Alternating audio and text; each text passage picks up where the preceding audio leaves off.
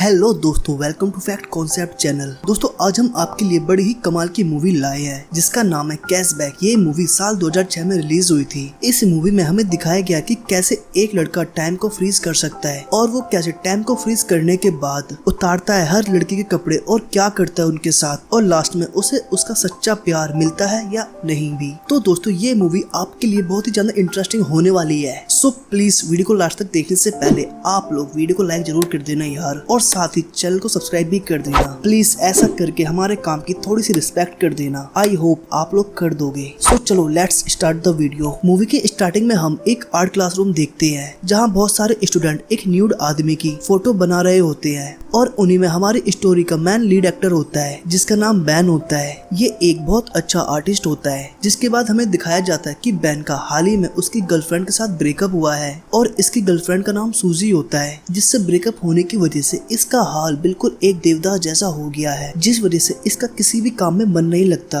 और इन्हीं सब हालात के कारण इसको एंजोमिया हो गया है, जिस वजह से इसको रातों को नींद नहीं आती और पिछली कई रातों से ये जग के ही काट रहा है। फिर ये एक दिन एक सुपर मार्केट में कुछ सामान लेने के लिए जाता है, जहाँ ये उसी मार्केट के अंदर एक पोस्टर लगा हुआ देखता है कि उनको नाइट शिफ्ट के लिए एक लड़की की जरूरत है। तो इसलिए बैन नाइट शिफ्ट के लिए इस स्टोर को ज्वाइन कर लेता है, जहाँ इसके साथ इसके बॉस के अलावा 4 और लोग काम करते हैं, जिनमें एक लड़की होती है और इसका नाम सैरन होता है, और बाकी के 2 लड़के जिनका नाम मैट और बैरी होता है। ये दोनों लड़के काफी हरामी किस्म के होते हैं। ये लोग अक्सर लेडीज कस्टमर की ट्रॉली में एडल्ट टॉय रख देते हैं, और जब वो कैश काउंटर पे आती हैं तो वो देखती हैं कि ये सामान तो हमने लिया ही नहीं था, पर कुछ लेडीज इसके बावजूद भी उस सेक्स टॉय को रख लेती हैं। जब बैन सैरन को इस स्टोर में पहली बार देखता है तो बैन को सैरन से पहली नजर में ही प्यार हो जाता है, और हम कह सकते हैं कि थोड़ा बहुत सैरन को भी बैन से हो जाता है। लेकिन इन सब के बावजूद भी बैन को ऐसा फील होता है कि जब वो अकेला होता है या फिर फ्री टाइम होता है तो उसे यहाँ भी बोरियत महसूस होती है, और उसका यहाँ भी मन नहीं लगता। लेकिन अपनी बोरियत के चलते वो इमेजिनेशन करने लगता है कि वो टाइम को फ्रीज कर पा रहा है,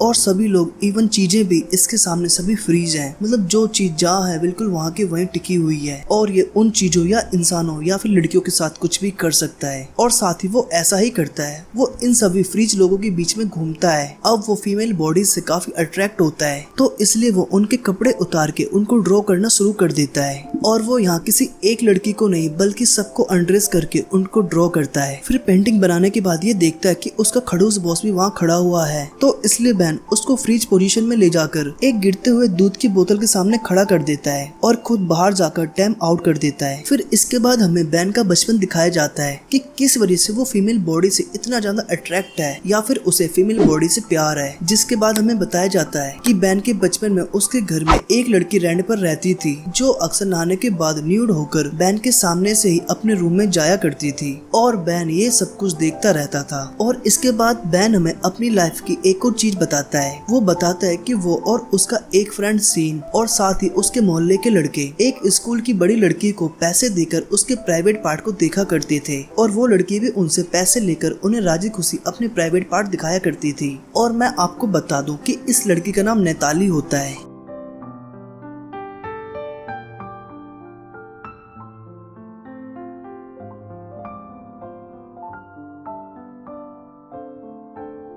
और एक बार तो इन दोनों दोस्तों ने हद कर दी। जब ये सीन के घर थे तो इन्होंने सीन के पेरेंट्स की एडल्ट मैगजीन्स और कुछ पर्सनल चीजों को भी देखा था, पर तभी वहाँ सीन की मॉम आ जाती हैं, जिन्हें देखकर वो उनकी चीज को वहीं रख देते हैं और उनके रूम से बाहर निकल जाते हैं। फिर जब सीन की मॉम उन दोनों को डांट रही होती है तो सीन की मॉम देखती है कि इन दोनों बच्चों की गन लोड हो चुकी है, और ये देखकर वो दोनों बच्चे भी अपने कंधा हिलाकर शर्मिला साइन देते हैं। फिर हम लोग देखते हैं कि बैन और उसके स्टोर का सारा स्टाफ, यहाँ तक कि उसके स्टोर के बॉस भी एक अपोजिट टीम के साथ फुटबॉल का मैच खेलने जाते हैं, पर आगे पीछे का दम लगाने के बाद भी बैन और उसकी टीम सारे मैच बहुत बुरी तरह से हार जाती है। लेकिन तभी मैच के दौरान एक प्लेयर बैन के बॉस की तरफ फुटबॉल को जोर से पुश करता है, और वो बॉल बैन के बॉस की जा लगती है, पर उसी समय बैन टाइम फ्रीज कर देता है। जिसके बाद वो अंदर जाके एक कोल्ड ड्रिंक लेता है, पर तभी वो वहाँ देखता है कि इस फ्रीज टाइम के अंदर भी उसके अलावा कोई और लड़का भी है जो मूव कर सकता है, पर बैन उस लड़के का फेस नहीं देख पाता और वो लड़का बाहर भाग जाता है। और ये देखकर बैन समझ जाता है कि फ्रीज टाइम के अंदर भी कोई और भी है जो उसके अलावा मूव कर सकता है। फिर जब बाहर आके वो टाइम को अनफ्रीज करता है तो हम देखते हैं कि बैन के बॉस के मुंह से बहुत तेज ब्लड गिर रहा है। फिर हम लोग देखते हैं कि बेन और सैरन अपनी डेट पर गए हुए हैं और फिर डेट के बाद बेन सैरन को छोड़ने उसके घर आता है, जहाँ सैरन घर के अंदर जाने से पहले बेन को एक किस करती है और वहाँ से अपने घर चली जाती है। और वहीं दूसरी तरफ हम लोग मैट और बैरी को देखते हैं, जहाँ इस बार उनके कैश काउंटर पे एक हॉट सी लड़की आती है जिसने खुद से एडल्ट टॉय लिए थे और उस लड़की को देखकर इनका रिएक्शन बिल्कुल ऐसा होता है जैसे कि उसने ये टॉयज इनके लिए ही लिए हों। जिसके बाद हम लोग देखते हैं कि बेन के बॉस ने हारने के गम को भुलाने के लिए अपने बर्थडे पर एक पार्टी रखी होती है और वहाँ उसने अपना पूरा स्टाफ इनवाइट किया होता है और साथ में अपने कुछ पर्सनल गेस्ट भी, जिसके लिए सैरन बेन से उसकी डेट बनकर चलने को बोलता है, जिसपे बेन भी हाँ कर देता है। अब ये तो लड़कों के लिए एक गोल्डन अपॉर्चुनिटी होती है ना कि लड़की सामने से खुद पूछे कि आप मेरे डेट बनोगे क्या। क्यों लड़कों, आप लोगों को क्या कहना है इस बारे में, कमेंट में जरूर बताना। वहीं दूसरी तरफ पार्टी में जाने से पहले बेन के दोस्त बैरी और मैट बेन को एक आर्ट गैलरी का मालिक बन के कॉल करते हैं और उसे एक अपॉइंटमेंट दे देते हैं और बोलते हैं कि इस डेट को आप अपनी सारी ड्राइंग्स लेके आना।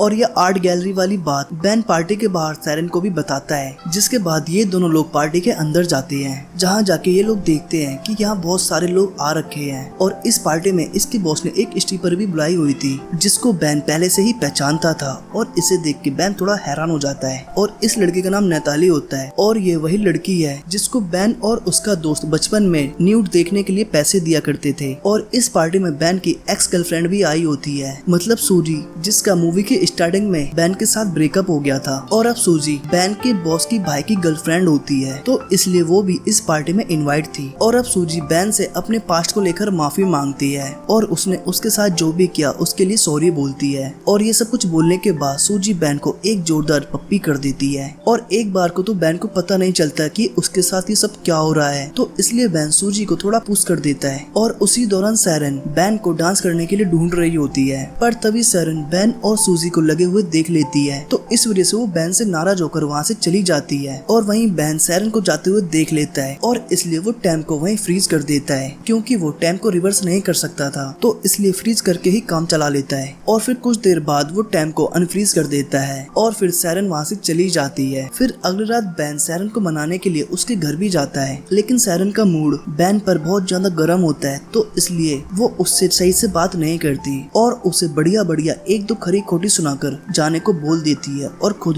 दरवाजा बंद कर लेती है। फिर नेक्स्ट डे जब बेन स्टोर जाता है तो वो वहाँ देखता है कि सैरन की सीट खाली है। इसका मतलब ये है कि सैरन ने बेन की वजह से काम पे आना भी छोड़ दिया था। अब बेन इन सब चीजों की वजह से काफी परेशान रहने लगता है, लेकिन बावजूद इन सब के अब वो दिन आ चुका होता है जब उसे आर्ट गैलरी में जाना होता है। फिर बेन प्राउड आर्ट गैलरी में पहुंच जाता है और ये वही आर्ट गैलरी होती है जो बेन के दोस्त बैरी और मैट ने प्रैंक करने के लिए झूठ झूठ बोला था, पर वो रियल में इस आर्ट गैलरी में आ गया था। और यहाँ आकर इस गैलरी का ओनर बोलता है कि वैसे मैंने तुम्हें तो बुलाया नहीं है, लेकिन अब तुम आ ही गए हो तो मुझे अपनी ड्राइंग्स दिखा सकते हो। जिसके बाद उस आर्ट गैलरी का